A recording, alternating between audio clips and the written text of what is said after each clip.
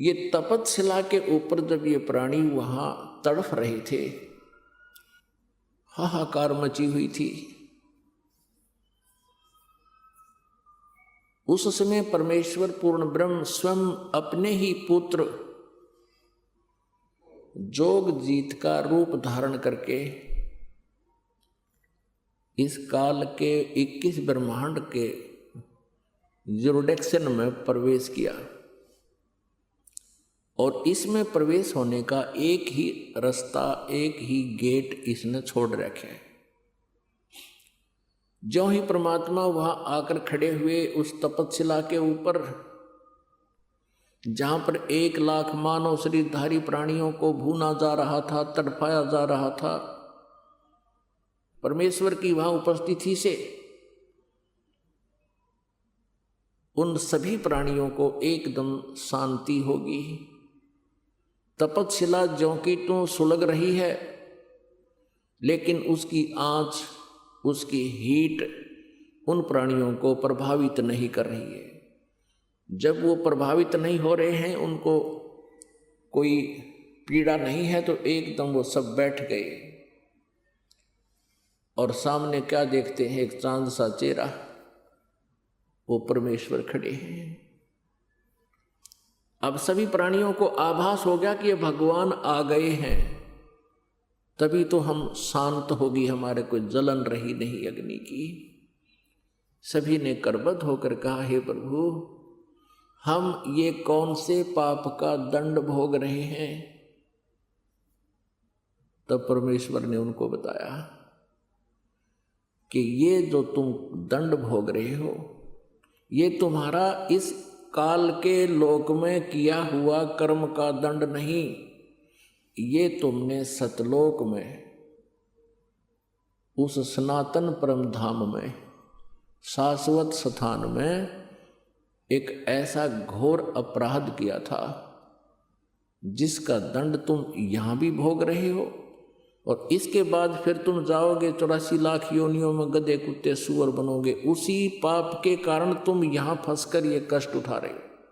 तब परमेश्वर कबीर जी ने, अर्थात जोगजीत रूप में उपस्थित परमात्मा ने कहा कि तुम काल के जाल में फंसे हुए हो।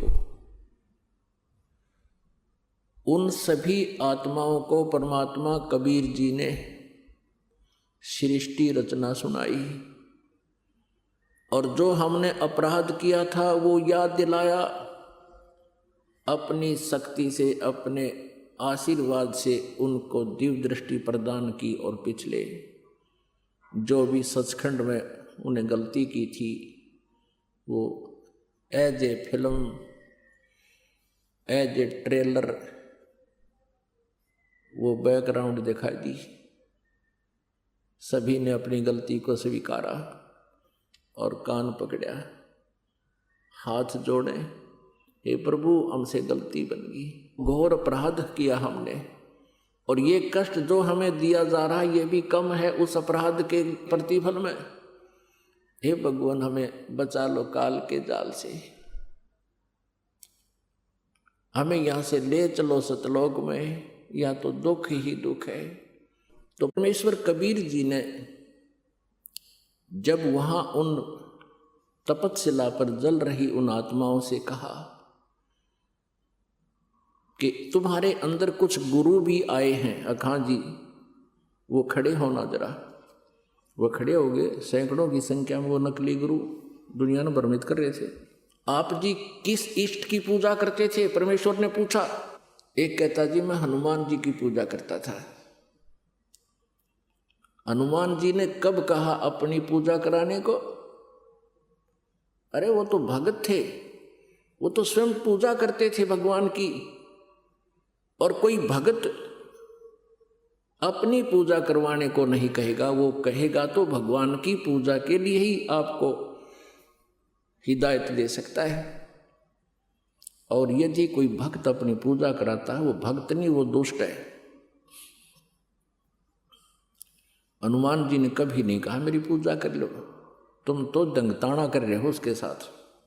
वो क्या कहता है, जी हमने तो ऐसा सुना था वो गुरु कहता है, वो आचार्य कहता है, नकली। हमने तो ऐसा सुना था कि हनुमान जी भगवान शिव के अवतार हैं। हनुमान जी की पूजा करने से भगवान शिव की पूजा हो जाती है, और हनुमान जी के हृदय में श्री राम और श्री लक्ष्मण और श्री सीता जी विद्यमान हैं। उन्होंने अपना सीना खोल के दिखाया था। तो हनुमान की पूजा करने से श्री राम की यानी विष्णु की भी पूजा हो जाती है। फिर परमात्मा ने पूछा, और क्या डले डोया करता तू, और भी बता दे।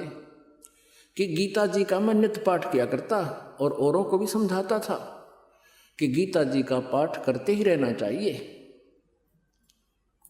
अब परमेश्वर ने कहा, रबले पुरुष, अब गीता जी में 18 अध्याय हैं, और यदि हनुमान जी की पूजा से ही विष्णु जी और शिव जी की पूजा का लाभ मिलना होता तो उन 18 अध्याय का ज्ञान देने की परमात्मा को क्यों आवश्यकता पड़ी।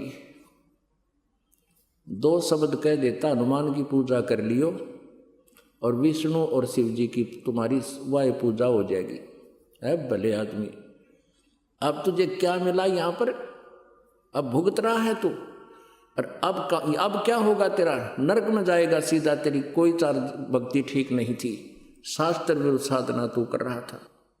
अब परमेश्वर ने उनको बहुत लताड़ा। लताड़न का मतलब है ज्ञान से समझा कि तुमने अपना जीवन बर्बाद किया, लाखों व्यक्तियों को डबो दिया। ये दंत कथा लोक वेद सुना सुना के शास्त्र विधि को त्याग कर मनमाना आचरण तुमने किया और अपने अनुयायियों से करवाया, जिस कारण आज तुम्हारी ये दुर्गति हो रही है। और आगे देखना क्या होगा तुम्हारे साथ। परमात्मा ने बताया कि तुम्हारे इतिहास में, क्योंकि प्रत्येक प्राणी के अंतःकरण में उसके पुण्य और पाप कोड वर्णों में अंकित होते हैं।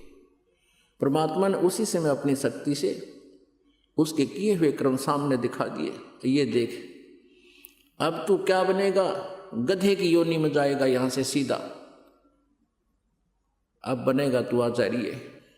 ऐसे ही वो एक दूसरा खड़ा था, कहा जी मैं तो वेदों अनुसार साधना करता था।